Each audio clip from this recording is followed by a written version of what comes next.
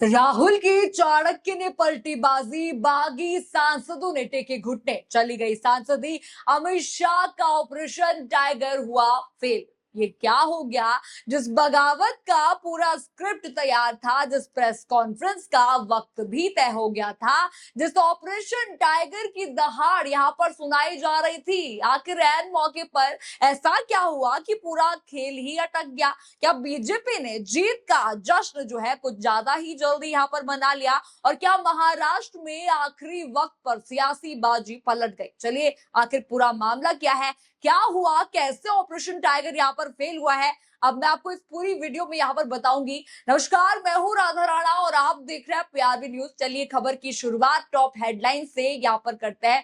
पहली आप हेडलाइन यहां पर देख लीजिए। शाम 4 बजे उद्धव का साथ नहीं छोड़ेंगे ओमराज निंबालकर, ऑपरेशन टाइगर पर बागी सांसद ने बढ़ा दिया सस्पेंस। अगली आप हेडलाइन यहां पर देख लीजिए। सिंधे गुट का ऑपरेशन टाइगर फेल, 2 सांसदों ने साइन से किया इनकार, उद्धव का शक्ति प्रदर्शन आज। अगली आप हेडलाइन यहां पर देख लीजिए। शिवसेना के ऑपरेशन टाइगर में नया मोड़, उद्धव सेना का दावा, 6 में से 2 सांसदों ने डील पर नहीं किए साइन।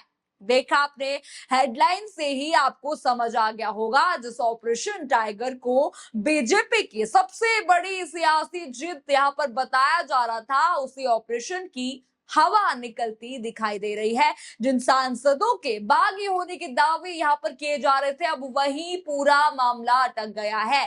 ऐसा लग रहा है बागी होने से पहले ही बागियों ने ब्रेक यहां पर लगा दिया और बीजेपी के सारे मंसूबों पर फिलहाल पानी फिरता यहां पर नजर आ रहा है। चलिए, पूरा रिपोर्ट यहां पर देखते हैं, नजर डालिए आप इस रिपोर्ट पर। देखिए, शिवसेना यूबीटी का यह दावा है कि धाराशिव से सांसद ओमराज निंबालकर और मुंबई नॉर्थ ईस्ट से सांसद संजय पाटिल ने लोकसभा अध्यक्ष को भेजे गए उस पत्र पर हस्ताक्षर ही नहीं किए, जिसके जरिए अलग गुट बनाने की चर्चा यहां पर चल रही थी। दोनों नेताओं का यह कहना है कि जिस वक्त पत्र भेजे जाने की बात कही जा रही है, वे उस समय नई दिल्ली में मौजूद ही नहीं थे। सूत्रों के मुताबिक मुंबई से अरविंद सावंत, अनिल देसाई और नासिक से राजा भाऊ वाजे को छोड़कर बागी सांसदों के अलग गुट में जाने की चर्चा यहां पर थी।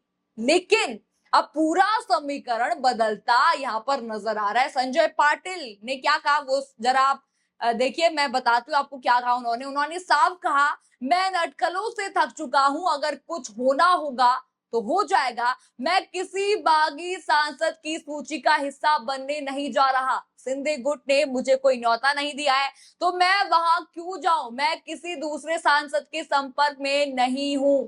देखा आपने, यानी जिस बगावत को लगभग तय मान लिया गया था, अब उसी पर सबसे बड़ा सवाल यहां पर खड़ा हो गया। अब जरा एक और रिपोर्ट आप देखिए, नजर डालिए। बगावत की चर्चाओं के बीच ओमराज निंबालकर ने भी अपनी स्थिति साफ कर दी है। उन्होंने कहा, जरा आप गौर से देखिए, उन्होंने कहा, मैंने कभी मातोश्री या ठाकरे परिवार के खिलाफ कुछ नहीं कहा और आगे भी नहीं कहूंगा। बाला साहेब ठाकरे, उद्धव ठाकरे और पूरे ठाकरे परिवार ने मेरे कठिन समय में मेरा साथ दिया था।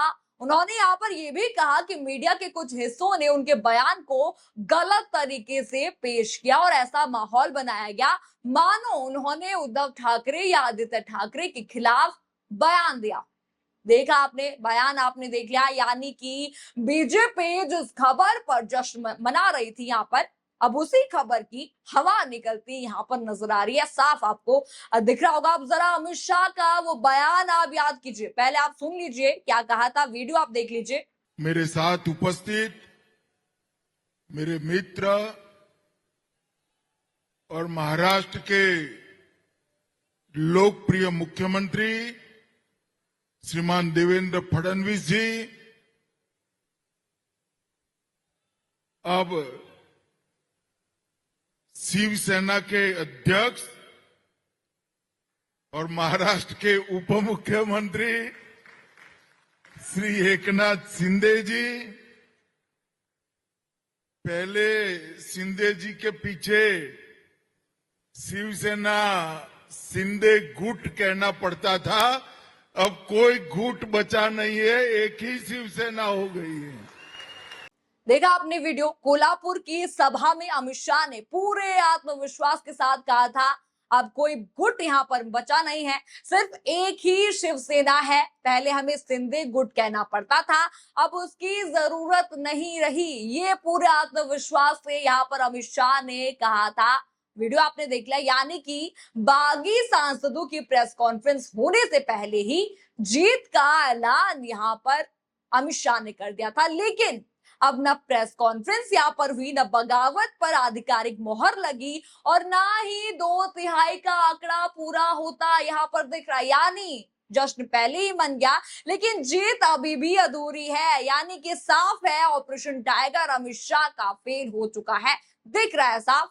अब एक बार फिर से ये हेडलाइन, आप यहाँ पर हेडलाइन देख लीजिए। शिवसेना के ऑपरेशन टाइगर में नया मोड़, उद्धव सेना का दावा, 6 में से 2 सांसदों ने डील पर नहीं किए साइन। यानी आपने देखा, एक तरफ अमित शाह खुद महाराष्ट्र पहुंचकर ऑपरेशन टाइगर की कमान संभाल रहे थे, दूसरी तरफ जिन सांसदों के भरोसे पूरा खेल यहां पर रचा गया वही अब पीछे हटते दिखाई दे रहे। 2 नाम मैंने आपको बता भी दिए, उनके जो बयान थे वो भी मैंने आपको बता दिए। यानी जो ऑपरेशन की दहाड़ यहाँ पर सुनाई जा रही थी, अब उसी की गूंज फीकी पड़ती यहाँ पर नजर आ रही है। और आपको कर्नाटक भी याद होगा, कर्नाटक का चुनाव आप याद कीजिए। कुछ दिन पहले कर्नाटक में एमएलसी चुनाव के दौरान जो बीजेपी को बड़ा झटका लगा था, क्रॉस वोटिंग के चलते कांग्रेस को अतिरिक्त सीट मिली थी, याद होगा आपको।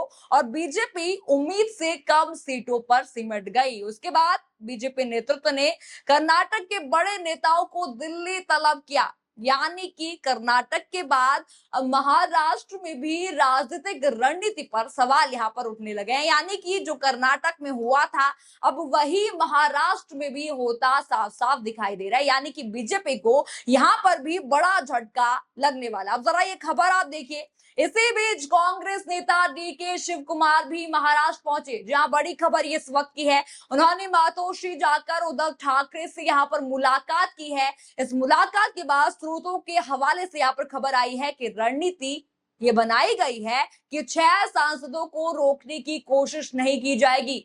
अगर सिर्फ एक सांसद भी वापस आ गया तो 2/3 का पूरा गणित बिगड़ जाएगा और बाकी सांसदों पर दल बदल कानून के तहत सदस्यता जाने का खतरा खड़ा हो सकता है। हेडलाइन ये आपने देख ली, बड़ी खबर इस वक्त की है। यानी कि पूरा खेल अब सिर्फ राजनीति का यहाँ पर नहीं है, बल्कि संख्या के गणित का भी हो गया। और अगर यही गणित बिगड़ गया तो पूरा ऑपरेशन टाइगर कागजों में ही सिमट सकता है और जो बागी होना चाहते थे सांसद, उनकी सांसदी तक यहाँ पर जा सकती है। यानी कि पूरा ऑपरेशन टाइगर यहाँ पर बीजेपी का फेल होता दिखाई दे रहा है। अब सबसे बड़ा सवाल यहाँ पर यही आता है, क्या महाराष्ट्र में बीजेपी का ऑपरेशन टाइगर सचमुच यहाँ पर फेल हो गया है? क्या जिन सांसदों के भरोसे पूरी रणनीति बनाई गई थी, क्या उनकी सांसदी यहाँ पर जाने का खतरा है? वो आखिर तक साथ क्या यहाँ पर आ पाएंगे या फिर आखिरी वक्त में घर वापसी करेंगे, वापस यहाँ पर आ जाएंगे? या कर्नाटक के बाद महाराष्ट्र में भी बीजेपी को बड़ा झटका लग सकता है? आपका क्या कहना है इन सवालों पर? हमें कमेंट सेक्शन में अपनी राय जरूर बताइए। खबर आपको पसंद आई हो तो वीडियो को लाइक करें, शेयर करें और चैनल को सब्सक्राइब करना बिल्कुल मत भूलिएगा। और बने रहिए पीआरबी के साथ। धन्यवाद।